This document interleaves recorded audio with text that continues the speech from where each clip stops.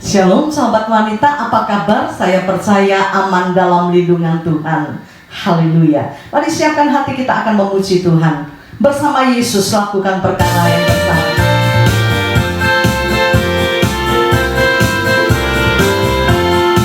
Bersama Yesus lakukan perkara besar. Bersama Yesus tidak ada yang sukar. Bersama Yesus ada jalan keluar. Untuk masalahku, untuk masalahmu, untuk masalah kita semua.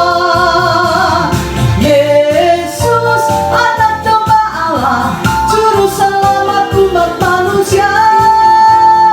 Yesus tabib yang ajaib, Dia menyembuhkan, Dia menguduskan, Dia membenarkan, Dia Raja segala ras. Sekali lagi bersama Yesus, bersama Yesus lakukan perkara besar. Bersama Yesus tidak ada yang sukar. Bersama Yesus ada jalan keluar. Untuk masalahku, untuk masalahmu, untuk masalah kita semua. Yesus anak domba Allah, juru selamat umat manusia. Yesus tabib yang ajaib, Dia menyembuhkan, Dia menguduskan, Dia membenarkan, Dia Raja segala raja. Yesus anak domba Allah, juru selamat umat manusia. Yesus tabib yang ajaib, Dia menyembuhkan, Dia menguduskan, Dia membenarkan, Dia Raja segala raja. Dia Tuhan segala Tuhan, Dia Raja segala raja. Terima kasih Bapa, kami percaya Engkau Raja di atas segala raja, dan hanya Engkau yang kami sembah. Kami bangga memiliki Allah seperti-Mu. Engkau Allah yang tidak pernah meninggalkan kami. Engkau Allah yang selalu bersama-sama dengan kami, memberikan kekuatan dan kemenangan di dalam hidup kami. Karena itu malam ini beri kami firman-Mu Tuhan, untuk para sahabat wanita. Biar kami bertumbuh di dalam pengenalan akan Tuhan. Lewat firman-Mu kami belajar mengenal Tuhan. Terima kasih Bapak, terima kasih pengurapan-Mu atas kami semua, atas hamba-Mu yang akan sampaikan firman-Mu, dan atas sahabat wanita. Dalam nama Yesus kami berdoa dan mengucap syukur. Haleluya, amin. Malam hari ini kita akan belajar dari seorang wanita yang bernama Maria. Beliau adalah Ibu Yesus. Beliau seorang pribadi yang luar biasa. Beberapa kali nanti kita akan belajar dari Maria ini ya. Beberapa waktu yang lalu kita belajar dari Maria yang bijaksana, yang tidak gampang terprovokasi, yang tidak gampang bereaksi ketika dia menjumpai sesuatu yang tidak cocok dengan hatinya, yang tidak enak, yang bisa bikin emosi, tetapi dia menyimpan semuanya di dalam hati. Dari Maria malam hari ini kita akan belajar menjadi pribadi yang tangguh. Kita akan sama-sama belajar dari Lukas pasal yang pertama, dimulai ayat yang ke-26. Lukas pasal pertama ayat 26. Perikop ini tentang pemberitahuan tentang kelahiran Yesus. Saya akan bacakan ayat 26. Para sahabat wanita baca ayat 27 sampai ayat 33 ya. Lukas pasal yang pertama saya baca ayat yang ke-26. Dalam bulan yang ke-6 Allah menyuruh malaikat Gabriel pergi ke sebuah kota di Galilea bernama Nazaret. 27 para wanita baca bersama-sama. 1, 2, 3. Kepada seorang perawan yang bertunangan dengan seorang bernama Yusuf dari keluarga Daud. Nama perawan itu Maria. Ketika malaikat itu masuk ke rumah Maria, ia berkata, "Salam hai engkau yang dikaruniai, Tuhan menyertai engkau." Maria terkejut mendengar perkataan itu, lalu bertanya di dalam hatinya, apakah arti salam itu? Kata malaikat itu kepadanya, "Jangan takut, hai Maria, sebab engkau beroleh kasih karunia di hadapan Allah.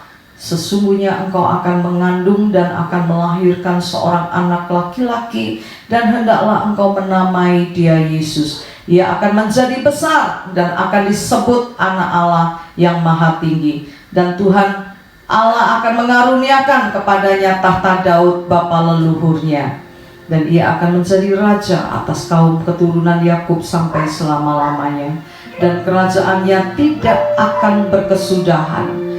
Kita lanjutkan ayat 34. Kata Maria kepada malaikat itu, "Bagaimana hal itu mungkin terjadi, karena aku belum bersuami?" Jawab malaikat itu kepadanya, "Roh Kudus akan turun atasmu, dan kuasa Allah yang Maha Tinggi akan menaungi engkau. Sebab itu anak yang akan kau lahirkan itu akan disebut kudus, Anak Allah. Dan sesungguhnya Elisabet, sanakmu itu, ia pun sedang mengandung seorang anak laki-laki pada hari tuanya. Dan inilah bulan yang ke-6 bagi dia, yang disebut mandul itu. Sebab bagi Allah tidak ada yang mustahil." Kata Maria, "Sesungguhnya aku ini adalah hamba Tuhan. Jadilah padaku menurut perkataanmu." Lalu malaikat itu meninggalkan dia. Dalam kisah ini diceritakan bahwa ada malaikat yang menjumpai Maria, memberitahu bahwa Maria mendapat kasih karunia Tuhan. Dia dipilih menjadi ibu dari Mesias, Anak Allah yang hidup. Tetapi ini satu kondisi yang sangat sulit buat Maria, karena dia belum menikah. Bagaimana mungkin dia akan mengandung anak Allah itu? Ada resiko yang harus dia tanggung. Kalau dia berkata iya, berarti dia sedang ada di dalam situasi antara hidup dan mati. Kenapa? Tradisi waktu itu, kalau ada perempuan yang belum menikah kedapatan hamil, maka orang akan melempari dia dengan batu sampai mati. Jangankan hamil ya, ketahuan udah gak perawan, udah lakukan hubungan seks begitu, resikonya berat, resikonya adalah mati. Yang kedua, pada waktu itu dia belum menikah, tetapi dia sedang bertunangan dengan seorang laki-laki yang bernama Yusuf. Kalau tiba-tiba dia mengandung, pasti ada resiko. Resikonya adalah dia akan kehilangan Yusuf yang dia cintai. Mana ada laki-laki mau ya mendapati tunangannya hamil, pasti dia akan tinggalkan. Bukan sesuatu yang mudah buat Maria untuk menerima tawaran itu. Belum lagi malunya kayak apa, belum menikah kok sudah hamil. Tetapi Maria tidak ragu menerima tantangan itu. Dia berkata di ayat yang ke-38, "Jadilah padaku menurut perkataanmu." Saya kagum melihat sosok wanita ini. Dia begitu tangguh, dia begitu tegar hadapi persoalan hidupnya. Walaupun sesuatu yang berat harus dia tanggung karena menerima tawaran dari tempat Maha Tinggi, tetapi tidak sedikit pun dia meragukannya. Dengan tegas dia berkata, "Jadilah padaku menurut perkataanmu." Luar biasa sekali. Saya berdoa dan berharap para sahabat wanita adalah sosok pribadi yang tangguh menghadapi apapun yang terjadi di dalam hidup ini. Walaupun situasi yang kita hadapi adalah antara hidup dan mati, kita gak perlu takut asal ada Yesus bersama kita. pasti ada jalan keluar. Pasti ada pertolongan dari Tuhan. Saya ingat seorang nabi yang bernama Elisa. Dia pun pernah ada di dalam situasi seperti ini. Situasi antara hidup dan mati. Tetapi dengan luar biasa, nabi itu berani menghadapi situasi yang tidak baik ini. Kita akan lihat kisah di dalam 2 Raja-Raja pasal yang ke-6. 2 Raja-Raja pasal yang ke-6 mulai ayat yang ke-8. Apa yang terjadi dengan nabi ini? Nabi ini bikin jengkel Raja Aram ya. Karena dia selalu memberitahukan rahasia ketika kerajaan Aram ini berperang dengan kerajaan Israel. Kita akan lihat ya mulai ayat yang ke-8 sampai 16 dengan cepat saya akan baca saja. Raja negeri Aram sedang berperang melawan Israel. Ia berunding dengan pegawai-pegawainya. Lalu katanya, ke tempat ini dan itu haruslah kamu turun menghadang. Tetapi abdi Allah menyuruh orang kepada Raja Israel mengatakan, awas, jangan lewat dari tempat itu, sebab orang Aram sudah turun menghadang ke sana. Sebab itu Raja Israel menyuruh orang-orang ke tempat yang disebutkan abdi Allah kepadanya. Demikianlah Elisa memperingatkan kepadanya supaya berawas-awas di sana, bukan sekali 2 kali saja. Lalu mengamuklah hati Raja Aram tentang hal itu. Maka dipanggilnyalah pegawai-pegawainya, katanya kepada mereka, tidakkah dapat kamu memberitahukan kepadaku siapa dari kita memihak kepada Raja Israel? Tetapi berkatalah seorang pegawainya, tidak tuanku Raja, melainkan Elisa, nabi yang di Israel. Dialah yang memberitahukan kepada Raja Israel tentang perkataan yang diucapkan oleh tuanku di kamar tidurmu. Jadi Raja Aram pikir ada pegawainya yang berkhianat, yang menyampaikan kepada Raja Israel. Tetapi ternyata seorang nabi yang bernama Elisa yang membantu Raja Israel ini memberitahukan rancangan-rancangan Raja Aram, sehingga mereka bisa terluput dari kerajaan Aram ini. Ayat 13, berkatalah Raja, pergilah melihat di mana dia supaya aku menyuruh orang menangkap dia. Lalu diberitahukanlah kepadanya dia ada di Dotan. Maka dikirimnyalah ke sana kuda serta kereta dan tentara yang besar. Sampailah mereka pada waktu malam lalu mengepung kota itu. Ketika pelayan abdi Allah bangun pagi-pagi dan pergi keluar, maka tampaklah suatu tentara dengan kuda dan kereta ada di sekeliling kota itu. Lalu berkatalah bujangnya itu kepadanya, celaka tuanku, apakah yang akan kita perbuat? Jawabnya, jangan takut, sebab lebih banyak yang menyertai kita daripada yang menyertai mereka. Bayangin dikepung satu pasukan berkuda, pasukan berkereta, ada banyak orang yang mau menyerbu dia.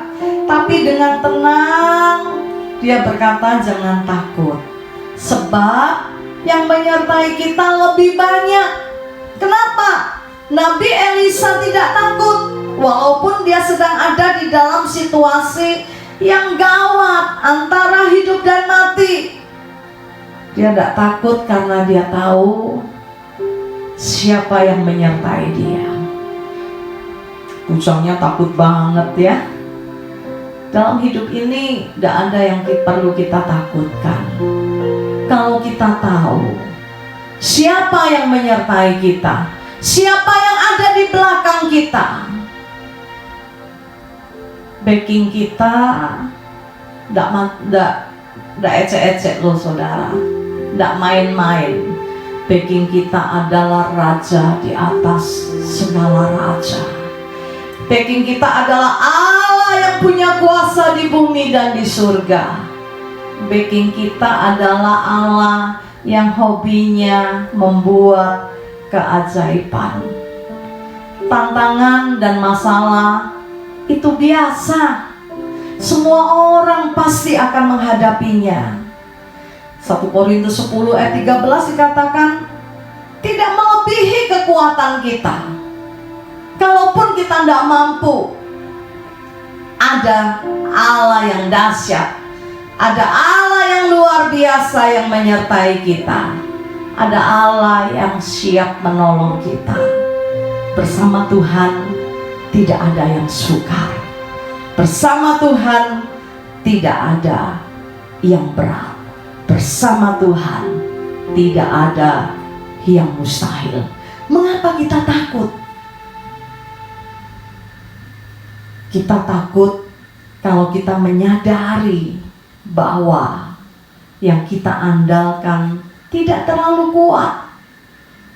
Kalau backing kita tidak kuat, kita bisa takut, saudara. Tapi malam hari ini kita punya backing yang luar biasa. Dia adalah raja di atas segala raja. Tidak hanya Elisa yang pernah ada di dalam kondisi antara hidup dan mati, Musa pun sempat alami hal ini. Bangsa Israel melempari dia dengan batu karena mereka tidak dapatkan air minum. Daniel pun pernah ada di dalam situasi antara hidup dan mati. Dia pernah dimasukkan di gua singa, tetapi apa yang terjadi? Keesokan harinya ketika raja melihat dia dapati Daniel masih hidup. Raja Daud pun sama. Dia pernah ada dalam situasi yang sulit. Dia dikejar-kejar oleh Saul, mau dibunuh. Tetapi kita lihat mereka tidak mati. Tetapi Allah melepaskan dan meluputkan mereka. Kuasa Allah yang dahsyat yang menyertai Elisa, yang menyertai Musa, yang menyertai Daniel, dan yang menyertai Daud. Allah yang sama menyertai kita. Karena itu malam hari ini, apapun persoalanmu, bagaimanapun kondisi, situasi yang sedang kau hadapi, ayo jangan menyerah dengan keadaan, tetapi taklukkan keadaan. Dan kita lihat kasih dan kuasa Tuhan yang besar yang dinyatakan di dalam hidup kita. Mari kita berdoa. Bukankah tidak ada yang sukar bagi Tuhan? Bukankah tidak ada yang mustahil bagi Allah kita? Apa yang perlu kita takutkan? Sikata kaya tiada yang sukar di matamu, tiada yang mustahil di hadapanmu, oh Yesus. Sungguh ku bangga padamu, hanya Kau Yesus yang sangat ku cinta. Tiada yang sukar di matamu, tiada yang mustahil di hadapanmu, oh Yesus. Sungguh ku bangga padamu, hanya Kau Yesus yang sangat ku cinta. Tidak satu dua kali saya ada di dalam situasi yang sulit antara hidup dan mati. Tetapi yang saya tahu, ada Tuhan yang membela saya, ada Tuhan yang menyertai saya, ada Tuhan yang menjaga saya. Saya pernah diancam orang mau dibunuh. Dia berkata, lihat kamu besok pagi pasti kamu mati. Besoknya dia telepon saya Dia kaget. Dia katakan, kamu kok belum mati? Saya bilang, lihat aja, yang mati kamu atau aku. Ini orang gak main-main loh saudara. Dia orang yang menjalani ilmu hitam dari latar belakang satu tempat di mana kuasa kegelapan begitu merajalela.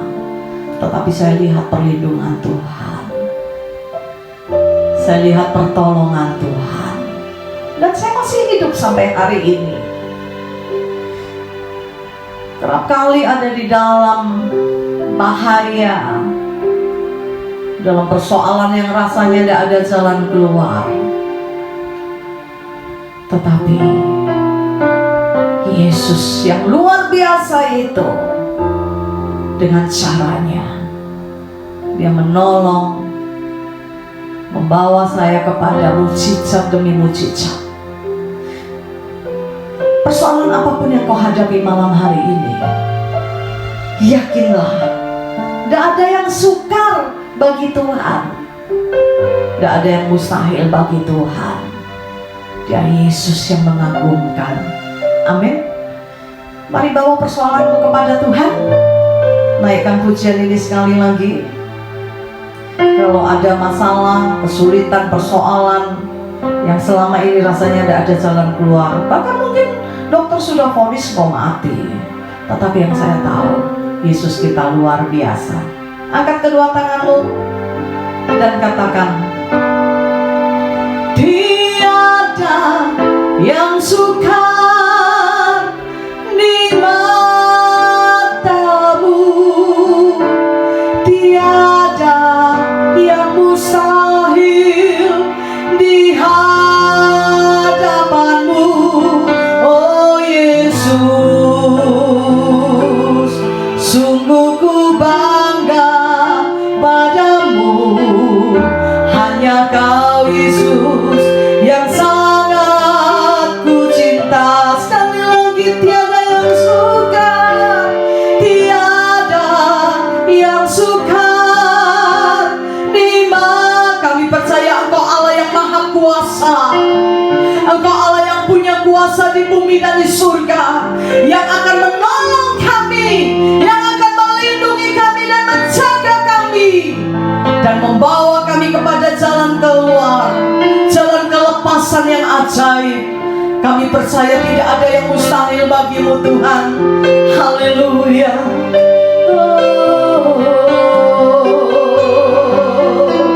Tiada yang sukar di mata. Tidak ada penyakit yang tidak bisa Kau sembuhkan Tuhan. Tidak ada persoalan yang tidak ada jalan keluar. Engkau pelepas dan pembebas kami. Karena itu kami memuji-muji-Mu. Kami bangga punya Allah seperti-Mu Tuhan. Kami akan taklukkan setiap persoalan yang sedang kami hadapi, dan kami akan lihat kasih dan kuasa-Mu dinyatakan di dalam hidup kami. Terima kasih Bapa, terima kasih. Bersyukur, dan kami bangga punya Allah seperti-Mu. Dan sebelum kami selesaikan ibadah ini, kami angkat tangan ke surga. Yang terbaik dari Tuhan akan kami terima. Haleluya. Kiranya Engkau memberkati aku berlimpah-limpah, dan memperluas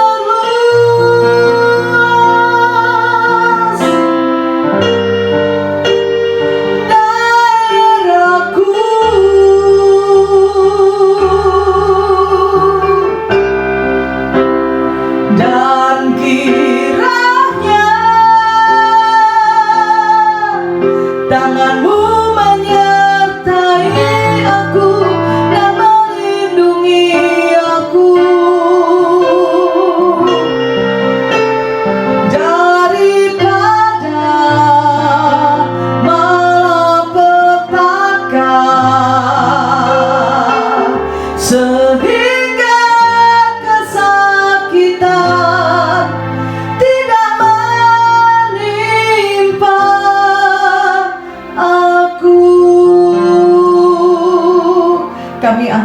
ke surga, kami terima berkat rahmat dan anugerah dari Allah Bapa. Di dalam cinta kasih dari putramu yang terkasih Tuhan kami Yesus Kristus, dan di dalam persekutuan dengan Roh Kudus menyertai kami mulai hari ini sampai Maranatha, Tuhan datang kembali. Yang percaya diberkati Tuhan bersama-sama katakan amin. Bagi sahabat wanita yang membutuhkan doa dan konseling, bisa menghubungi Pastor Elizabeth Low di nomor WhatsApp 0812 310 11 000. Terima kasih, Tuhan Yesus memberkati.